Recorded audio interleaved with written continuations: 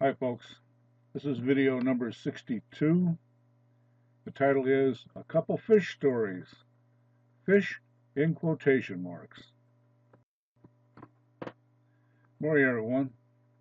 It's a foggy January morning and the temp is about 38 degrees. I thought of a couple fish stories I could tell, so here they come.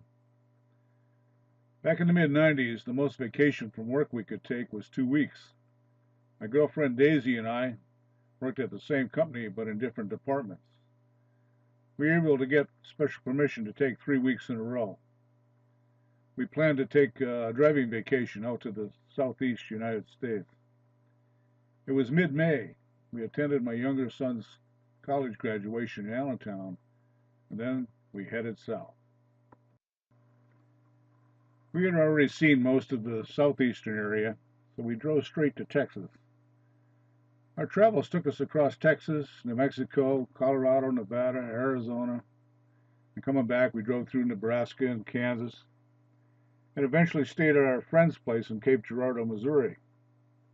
We saw the Grand Canyon, Painted Desert, Petrified Forest, Boulder Dam, Flagstaff, Albuquerque, Bullhead City, and my favorite place, Monument Valley. It's my favorite because the immense size of things is just amazing to me. I get the feeling that I'm in God's play yard. Pull up a vertical rock formation here and there, etc. As I mentioned, we stayed for a couple of days at our friend's house just outside of Cape. Dan and I worked together as plant training developers for North American projects in Cincinnati. He was Cape's trainer and I was Mahopany's. We became and still are really good friends. Well, while there we decided to do a little fishing. Daisy and I had not brought any fishing equipment, so we headed into Jackson to Walmart and picked up our non-resident fishing licenses and a couple cheap spinning and rod combo sets, along with some crickets and crawlers. Dan got permission to fish at a local neighbor's pond. Maggie and Dan and Daisy and I spread out around one side of this nice pond. It was about 4 acres in size. It was a nice sunny warm day in the south. All at once, bam! Daisy hooked into a nice big bass. It was jumping 3 to 4 feet in the air and tail walking. It looked to be in the 8 to 10 pound range. It was giving her a dandy fight. The fish peeled off some line on a steep dive and then the line got tight and stopped moving. Daisy tugged and walked side to side at the same time trying to free that big bass. It looked to be snagged on a log or in a bunch of weeds or something. Daisy said she was going to try to free that fish. It was the largest fish she had ever hooked into. The day was warm and sunny and the water was fairly warm. She had on sneakers, shorts, and a tank top, so in she goes. Using the line for a guide, she waded into the water and took a deep breath and dove down following the line. She was down maybe about 45 seconds or so. When she came up, I could tell by her body language that she was not a happy camper. She was really high-stepping and stomping as she came out of the water. She was really ticked off. She found out how that bass got so big. He was pretty smart. At the bottom of the pond was an old pickup truck laying on its side. That big old bass swam into the truck through the window, locked the door, and rolled the window closed. He was safe and Daisy couldn't get to him. On another trip that Daisy and I took with Roy and Wilma, I think we were fishing somewhere on Lake Ontario, or perhaps the St. Lawrence River. I'm not really sure at this point. We were tent camping this time. We had 2 large tents. We arrived at the site and set up the tents. We had some food. Wilma brought some of her homemade spaghetti sauce laced with spicy deer sausage. God, that was good stuff. Even better when heated over a campfire. There were still the usual staples we elected to get in the local store instead of packing it all from home. The cost of bait for a week and food was about the same, so while the ladies organized the camp, Roy and I were delegated to town for food and bait. The bait store was right next to the grocery store. Who could ask for more convenience than that? I had the shopping list, So I headed for the grocery store, and Roy headed for the bait shop. I was doing good. I was finding everything on the list and a few extra goodies. As I was walking down the condiment aisle, I spied Honey on the top shelf. Now, this was a small store about the size of Bricks in Tunkhannock.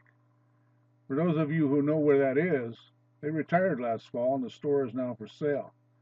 Now you have to go across the river to Walmart for groceries. The little stores are gone. Anyway, the top shelves in this store were only about chin high. You could see right across the store. In the honey section, there were the normal containers of honey and one special one. There was one little honey container shaped like a little mason jar with a handle on it. It was cute, as it was only about 2 inches tall. I thought it would be a nice souvenir of the trip. As I picked it up and put it in the kids' seat part of the cart, a bee appeared and was circling and zigzagging in front of my face. A bee in a store. Not good. No matter which way I moved, that bee stayed in my face. It occurred to me that it didn't appear until I grabbed the little honey container. I put it back on the shelf. The bee immediately went away. I didn't know where the bee went, so I grabbed the little container again, and sure enough, the bee was back in my face. I turned around and the little bugger flanked me and still was in my face. I put the honey back on the shelf and the bee flew over my head and was gone. One more time. I grabbed the container and put it in the cart. Zip! The bee was back again. Not wanting to get stung in the face, I put the honey back and the bee went away the third time. I had everything on the list, so I just checked out and headed for the truck. We went back to camp. Back at camp, the girls told us to get the boat ready and go fishing for a while. We had launched the boat and it was tied on shore at the camp. The ladies would get dinner ready and we were to be back around 5 p.m. Roy and I jumped in the boat. His new boat was bass boat style with the fishing deck and pedestal seats. Roy was up front with the foot-controlled trolling motor and I was in the back. He had bought 4 to 6 inch minnows, frogs, and leeches. We had water and ice in the live well to keep them alive for a few days. We elected to fish along the shoreline. We also decided to use frogs. Roy handed me a bag of frogs. I reached in the bag and grabbed a frog, hooked it through the nose, and made a cast for an opening along shore. Plop! Right in the middle of a big bush. What a crappy way to start out. I stood and tightened the line and slowly reeled in, pulling the boat toward shore. With the tension on the line, the frog squirted off. I reached in and freed the hook from the bush. Next, not wanting to create any more disturbance, I used the push pole to move us out. Okay, now we're back in position. I reached in the bag and grabbed another frog. I hooked him through the nose and made a sideways cast. I intended to plop him in an open spot under an overhanging branch. Of course, that didn't work. Right into the big leafy branch went my bait. Once again, I tightened the line and slowly pulled the boat to shore. The frog was gone, but I was able to again untangle my line from the leaves and branch. I again used the push pole to get us away from shore. We fished a lot in those days, and I was normally pretty good at casting. My fuse can be somewhat short at times, as snagging twice in a row caused it to start to smolder. I normally could cast overhand, underhand, flip, and even slingshot fairly well. The places I just described, I normally had no trouble casting into. As it happened, I took a glance at Roy's frog bag. He was fishing with the normal 2 to 3 inch leopard frogs we usually used and were found in ponds locally. I hadn't paid any attention, as I just reached in the bag and grabbing a frog.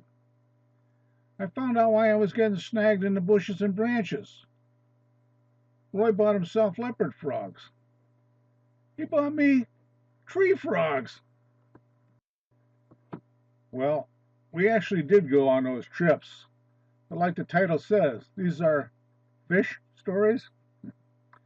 I'm sure those who understand the left-handed definition of fish stories can tell the fishy parts. The strangest part about the honey and the bee actually happened. After the third test of the bee's appearance, I elected not to get stung in the face and let the bee keep its honey. All my previous stories are indeed true. No fish stories there either. Well, that concludes my fish stories. As usual, folks, I wish everyone all the best.